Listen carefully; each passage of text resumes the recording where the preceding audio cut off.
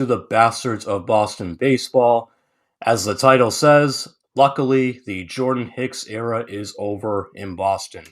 Red Sox have traded Jordan Hicks and David Sandlin to the Chicago White Sox for a young right-hander named Gage Zeal, 22 years old.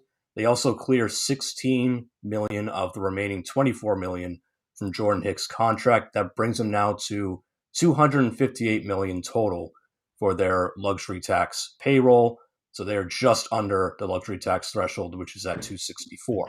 So a pretty pragmatic trade for the Red Sox, and obviously Jordan Hicks didn't quite cut it here, so now he'll try and cut it in Chicago. I'm your host, Jason Kelly. I'm here with Terry Cushman and Chris Felico. So, well, we're kind of in the doldrums of the offseason now, guys. It's like not much going on. The big free agents have all signed. There's little trades to be made here and there. There's a couple guys left on the free agent market, but probably not fits for Boston. So at this point, we're all just kind of waiting for, a Jeff Passan breaking news kind of thing, but it's probably not going to be anything major at this point. So in terms of this Jordan Hicks trade, how do you guys feel? Like, do you think this was a smart move to attach Sandlin just to get rid of the money? Or do you think, they really didn't have to do that? I mean, I think it was quote unquote masterclass.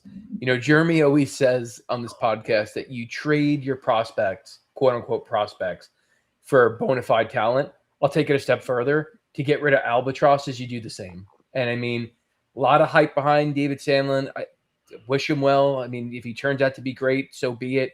It would suck, and it would be right up the Red Sox alley if that happened. But anything to get rid of Jordan Hicks and to be able to save $16 million is fantastic. I think for me, where I have pause for concern in this whole thing is nothing to do with the trade itself. It's that we clear $16 million and we spend none of it. And the fact that we are, I think you said $258 million for our payroll, and we still don't have an ounce of power in this lineup is true cause for concern for the ball going in 2026. We had to free up money. We're over the second luxury tax. And, you can say, you should be spending money, and we should be, but you shouldn't be spending money on the crap that we have. This isn't a roster that should be over the second luxury tax threshold. We've got some dead money with Yoshida, the Story contract. I mean, you're not getting a $22 million player. That's got it inflated a little bit. And you had Jordan Hicks making $12 million a year, who is an absolute bust. I mean, he was at the height of his career as, I can't remember, was the 8th inning guy or the 9th inning guy for St. Louis. Like, that's what put him on the map. He was a dominant late inning guy for a few years. And then the Giants thought they could turn him into a starter, and they probably ruined him. He was probably 2012 Daniel Bard. Just seemed like ruined. And and then we ended up with him as part of the Devers trade, and then we couldn't fix him. And I don't know if that's an indictment on the Red Sox pitching program. Maybe that's a little unfair because you are starting to see the fruits of it. And that's the one thing I've consistently given Breslow credit for is infrastructurally, he has done a lot for the Red Sox in terms of that, building a program. So I'm glad he's gone. I'm not going to miss David Sandlin. I don't even know what he looks like, to be honest. I don't watch Worcester games, but I did kind of lie because I pulled up his MILB page, but and ironically, he looks a lot like Will Middlebrooks. That's the best comp. But he had a 4.5 ERA last year across 32 games, 106 innings pitched. He struck out almost exactly 1 per inning, had a whip of 1.37. So this doesn't look like a guy who is going to suck in the minors and then magically figure it out when he gets called up to the big league club. I mean, he's just a busted prospect. And how old is he, by the way? He's got to be up there. He's 24. Actually, you're right. He'll be 25 this month, actually. So that's getting up there for not having made your MLB debut. You better be on the precipice of it by now, and he certainly doesn't look like he's going to be there. And we don't have to suffer through a predictably terrible outing by Jordan Hicks in a high leverage situation when Whitlock's unavailable or Chapman's unavailable. And I don't think even he's not even going to eat innings for you in mop up duty. Like, there was no value, and I'm glad we got rid of him. And I guess the fact that we only ate 8 million is fine. I mean, I think it would be unreasonable to expect a team to eat the whole thing, to take it on. Initially, I forgot he was controllable for 2 years. So when I saw the 8 million being eaten, I thought that was 8 million out of 12. And I'm like, oh man, we got rid of him. But my Facebook group that I'm in kind of corrected me on that. So glad it's over. Yeah, I'm glad the Jordan Hicks era is over. Anytime you have a guy who, a team tries to turn him into a starter and it doesn't work, he's pretty much broken forever.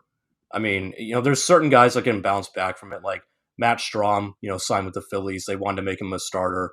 Didn't work out. He did end up going back to the bullpen. He was very successful there.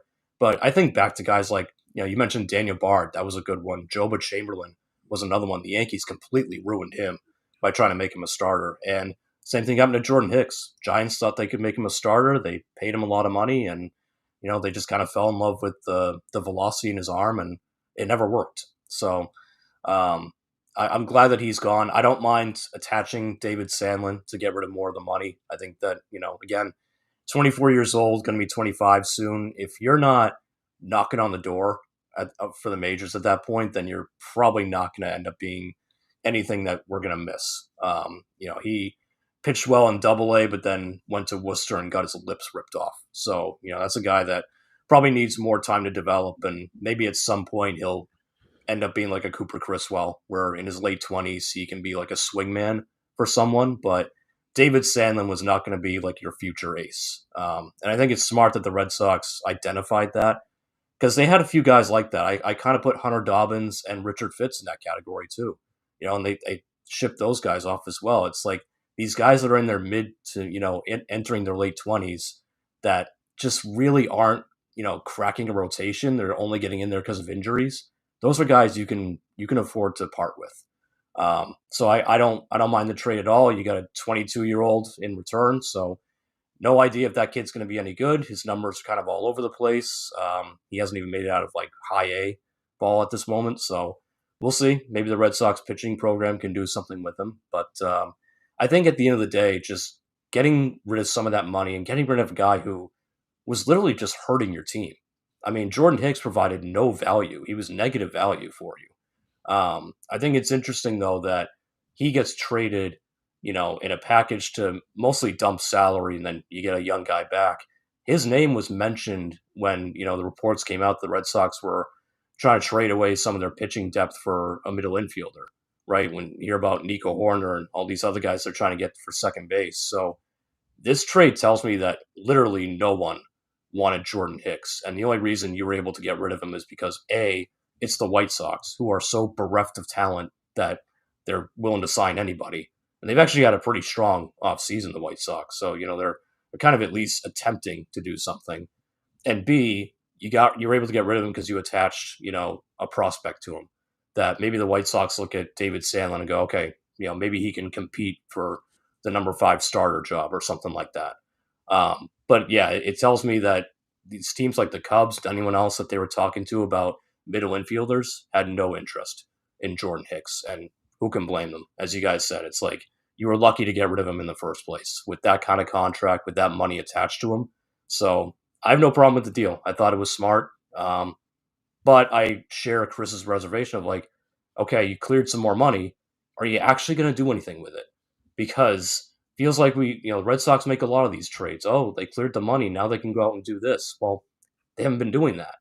That was the whole point of the Rafael Devers trade was, well, look at all the money they cleared. Like now, they can go gangbusters in the offseason, and they haven't done it.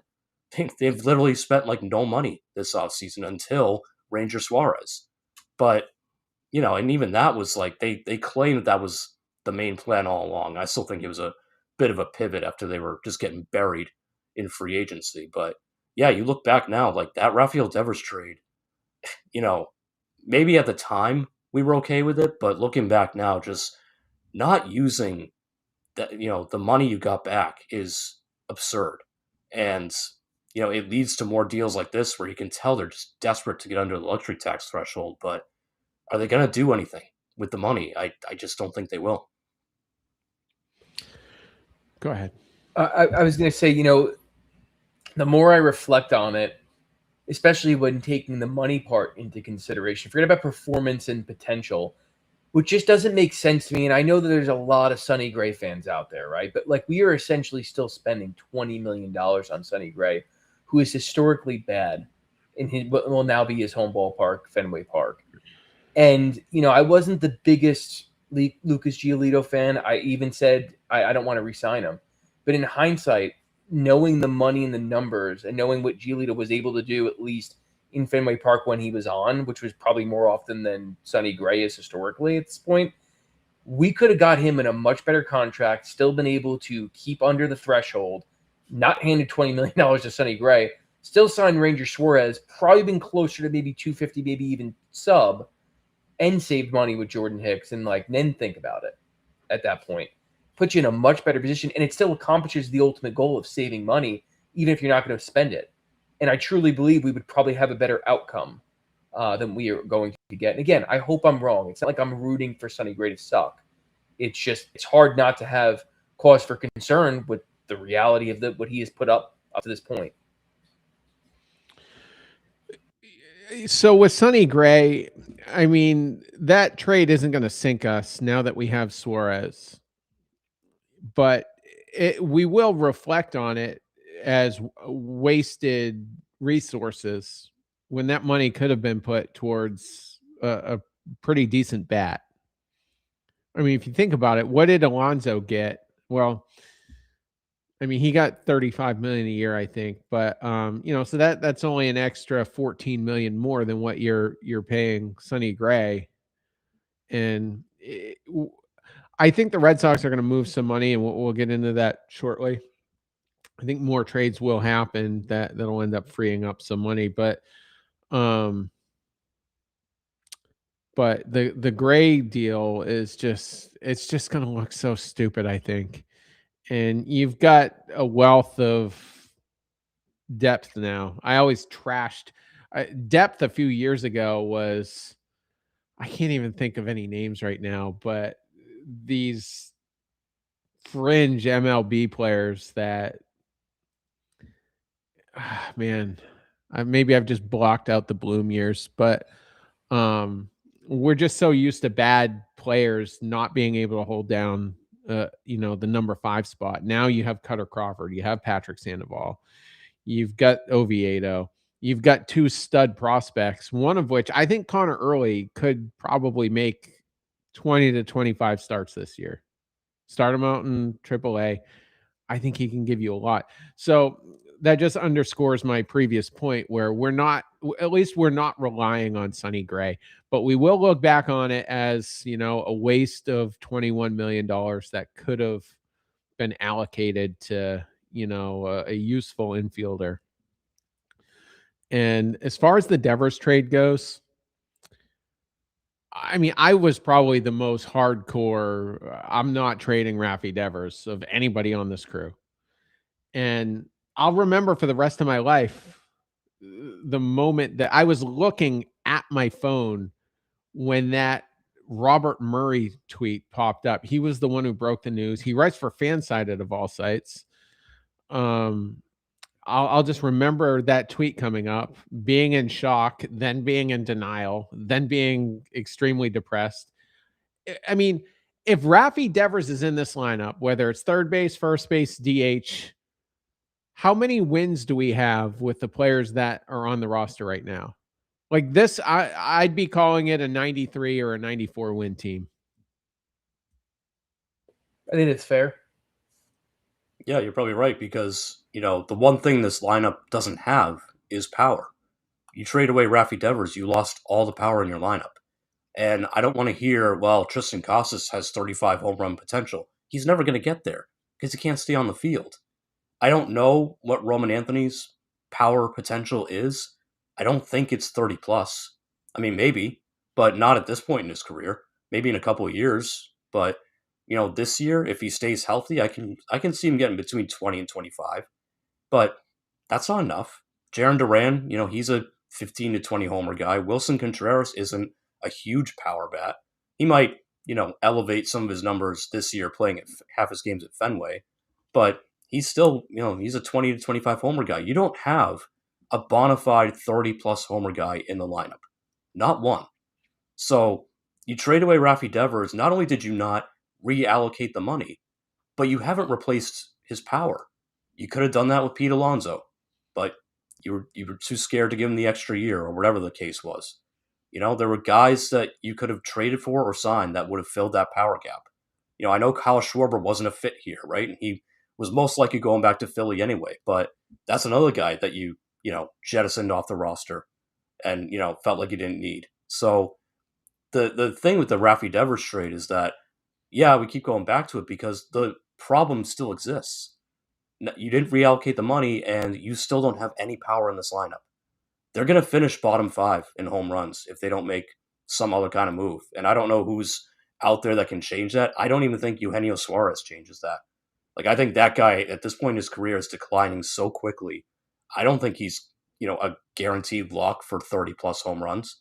He might be heading into his Mark Trumbo years where he hits like 19 homers and bats 180 this year. Like, it's getting scary with that guy. So yeah, that's the biggest problem is like you got all this money back, decided not to spend it, and you still have, a lack of power in the lineup.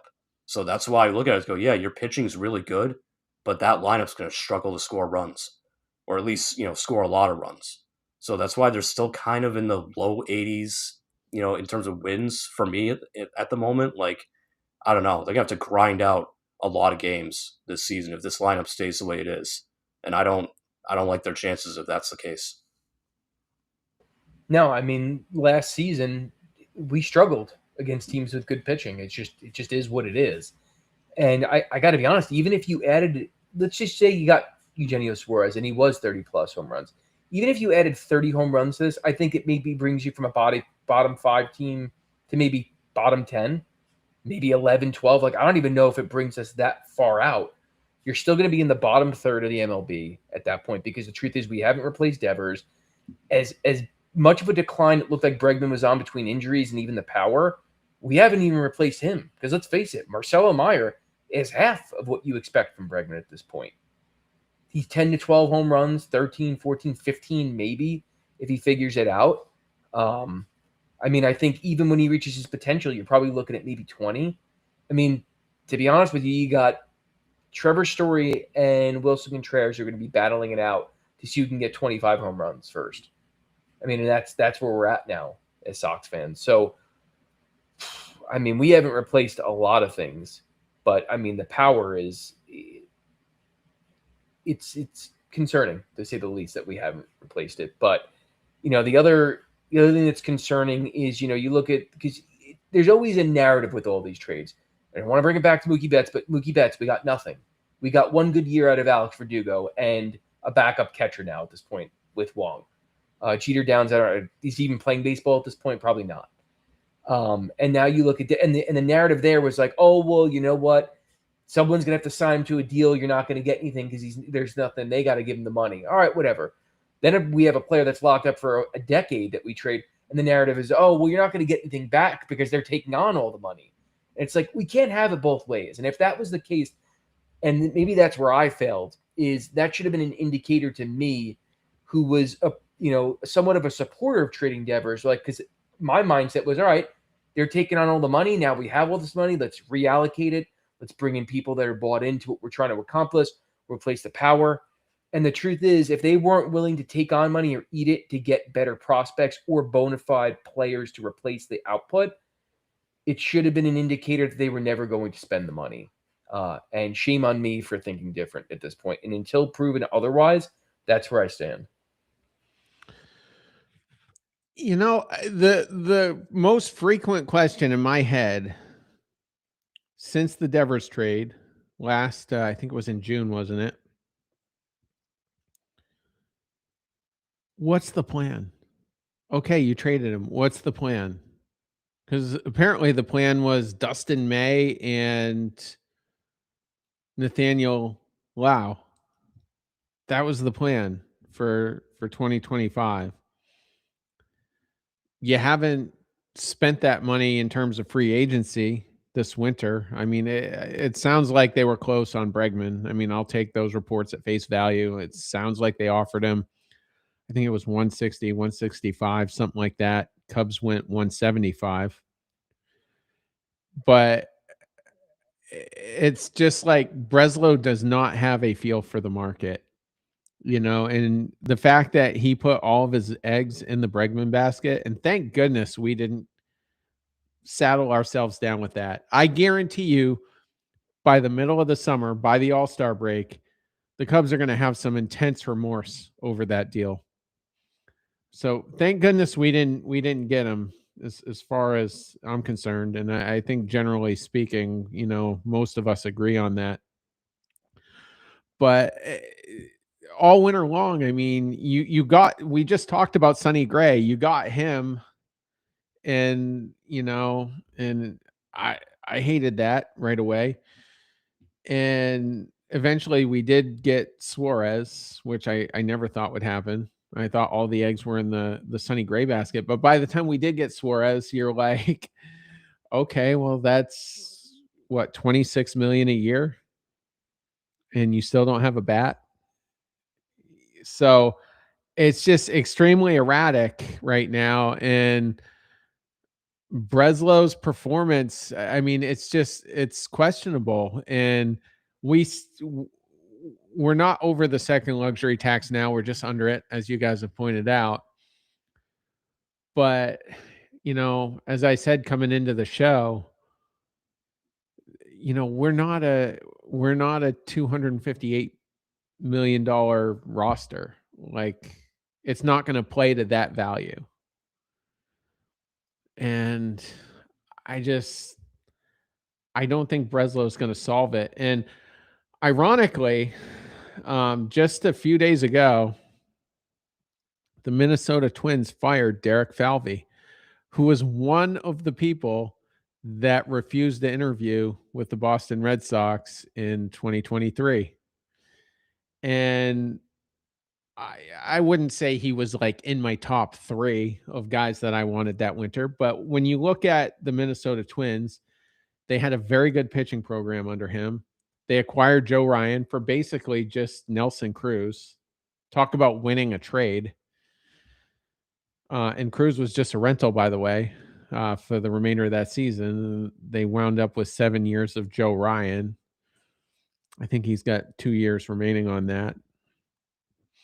And, you know, the Pablo Lopez trade with the Marlins, that's been a very good trade. So I viewed Falvey as a competent choice that could overhaul this program in ways that Chaim Bloom couldn't. And, you know, I had a long drive today. I woke up this morning in Phoenix, Arizona. I was out there all weekend and flew to Charleston. That's a cheaper airport than Myrtle, as it turns out. And so I had a 2-hour drive back up to Myrtle, and I listened to the owner of the Twins. His name's Tom Pohlad or something.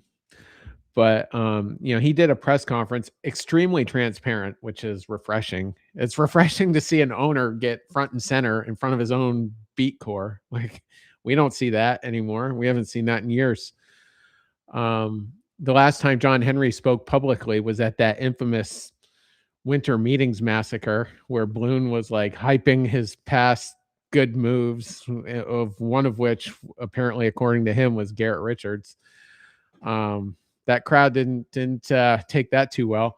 But anyway, but the owner of the Twins was like, well, things just kind of ran its course. And I got the impression there was some philosophical differences. But the reason I'm bringing up Derek Falvey, if I'm John Henry and Sam Kennedy, I might take a look.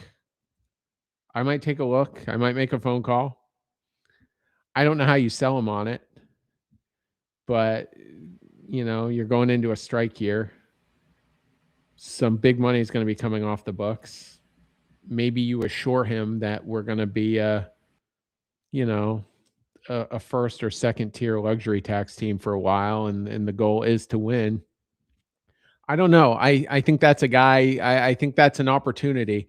When Sherrington got fired in 2015, they pivoted to Dombrowski as soon as he became available. So I would take Derek Falvey. I would. I mean, that's a proven guy who did a lot with not very much in terms of payroll. I'd say the Twins are about a mid-market team. The only bad move that I can recall, well, two actually, I wouldn't have extended Byron Buxton, who plays 80 games a season. That doesn't look good. And then the Correa deal, that doesn't look good either. But still, he's a competent guy and respected. Could probably make trades with other teams. I think they respect him. And you look at the mess that we've been covering show after show, and we've covered a good bit of it tonight. I think this is a guy that cleans all that up. Now, is it realistic? Probably not, but I think it should be looked at. I would definitely take a look at Falvey, yeah. And I mean, he's a local guy. He's from Lynn, I believe, so he's a Massachusetts guy. I don't know if that would, incentivize him or not. And yeah, you can tell like there was definitely a disagreement, a philosophical disagreement with the Twins and sort of what happened the last couple of seasons, because especially this past trade deadline, we heard, oh well, Joe Ryan's available, Byron Buxton's available. Like they were basically for sale because they were losing. They weren't gonna go very far, and then all of a sudden it changed to actually no, we're gonna keep Buxton and we're gonna keep Joe Ryan. We're not trading anybody. That felt like it was Poland kind of stepping in and saying no, we're not, or Poland, sorry, that we're not trading any of these guys because now they want to sell the team too. So I think Falvey wanted to do deals and kind of wanted to essentially blow it up a little bit, get some prospects back for guys like Buxton and Joe Ryan, who just were good assets. And I think Poland kind of stepped in and said, no, we're going through a sale right now. We can't just ship out all of our superstars. Like we got to have a viable product to sell. So I think that's where the philosophical disagreement came in. But yeah, like I would absolutely go after him if I'm the Red Sox. Now, will they do it? Probably not. I think the fact that he didn't want an interview here a couple of years ago tells you all you need to know. He probably just wants nothing to do with it. But yeah, I would absolutely go after him. I think he did a lot there in Minnesota. There were some bad ones. You're right. The Correa contract was not good. I would argue he didn't get a real good return on the Jose Barrios trade as well. That one didn't really work out for him, but the Pablo Lopez trade was great. The Joe Ryan trade was great. They've had some good young players come through there and develop. So he's done a pretty good job. And yeah, like, Boston has its own financial limits thanks to the owner, but it's real tough over there in Minnesota. You want to talk about penny pitching. That's what that ownership group is doing. They don't want to spend a dime on that team. So he definitely had some challenges he had to overcome, and he did a lot, despite that.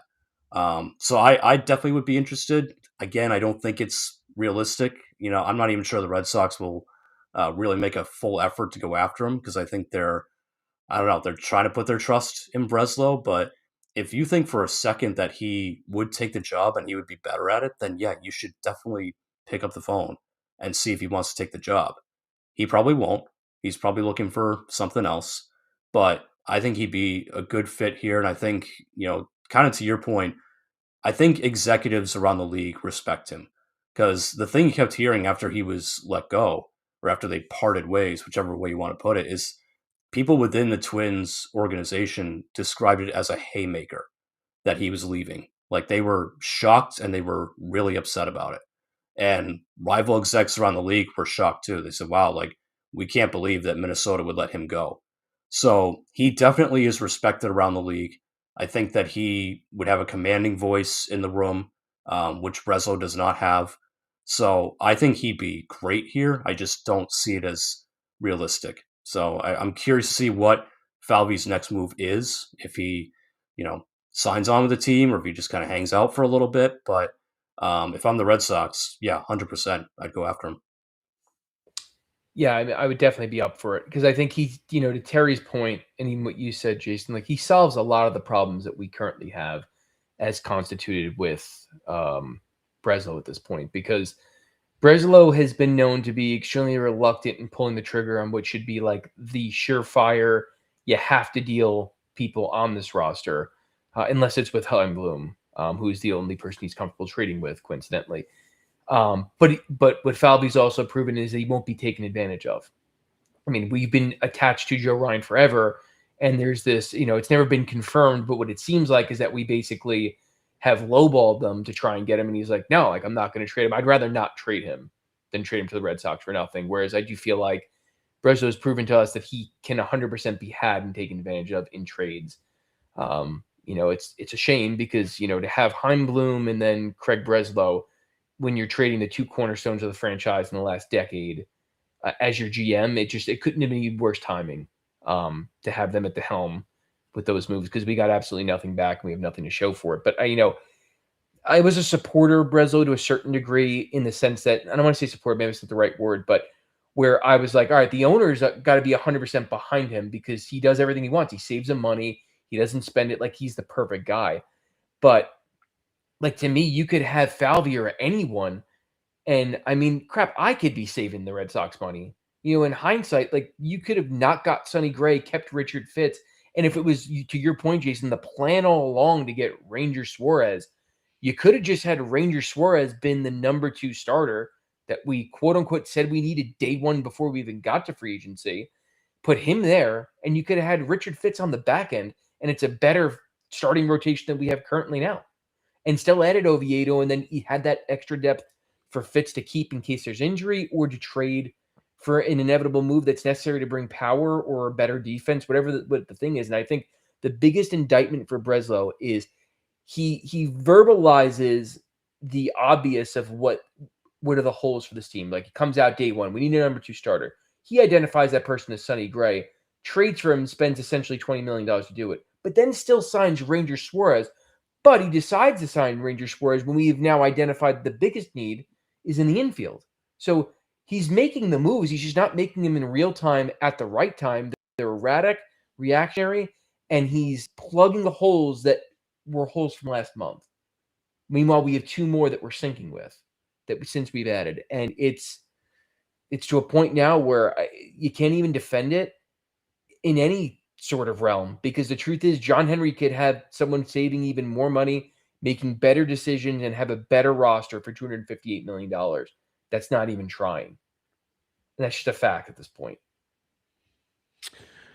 The Twins have a pretty decent farm system, not stellar, but depending on what site you look at, they could be ranked anywhere from 8th to 12th from what I just gathered. So whoever takes over that team isn't going to have a bare cupboard to work with. So, perhaps that's to Falvey's credit, for doing that. It was weird that they fired him basically at the start of February. I don't recall that ever happening. It's usually September, October, November. That's when an executive's probably going to be fired. And so I don't know. Because of that being unprecedented, I'm willing to pipe dream about, maybe you swap Breslow out. Like, what's the culture in that front office now? What's the confidence level in him, amongst everyone else? That's what I want to know. And if you fired him, and again, let me be clear. I don't think they're going to fire him. But if you fired him and then Falvey was willing to do it, you don't really have to deal with the optics, because theoretically Falvey's your guy for quite a while now. And he's competent and he's respected, as we've underlined. So if he wasn't available and he wasn't willing to do it, you can't really fire Breslow until he has another terrible season. And I've pointed it out all winter long, most of last season. Other executives don't seem to respect Breslow. They don't seem to, and agents as well.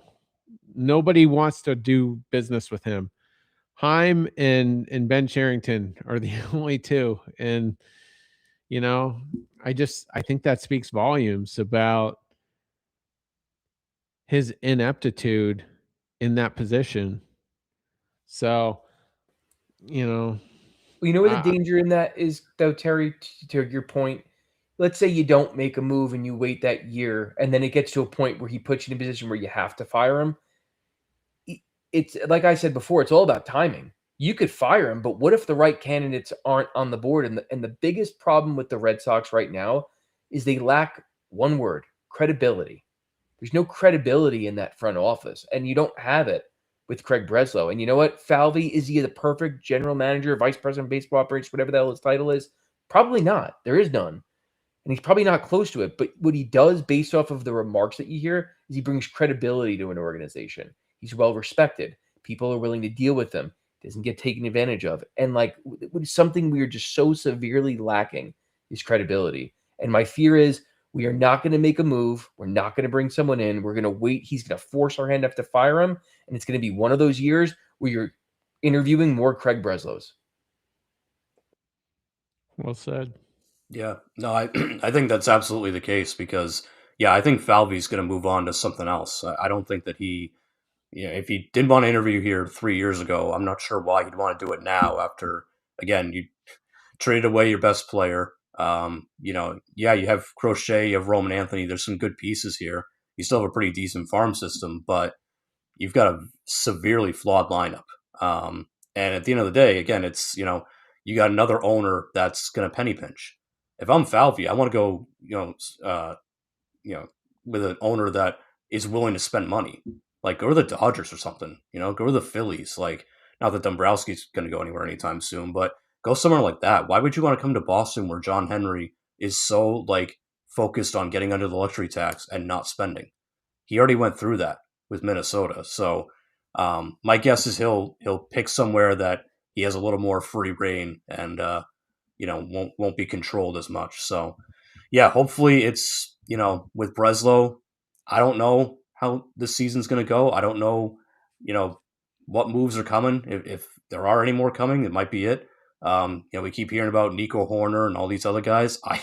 I'm starting to think that David Hamilton's going to be your opening day second baseman. So you'll have Hamilton at second, Meyer at third, and that's your infield. So if that's the case, it could be rough. Could be a rough year for Breslow and the Red Sox. So we'll see what happens. Obviously, if any breaking news happens, any major trade or signing, we'll be here and we'll talk about it. But otherwise, it's, as I said, we're kind of in the doldrums of the off season, so news is kind of slow at the moment. I don't expect the Red Sox are going to do anything all that urgent. But luckily, spring training, not too far away now. We're getting a little bit closer.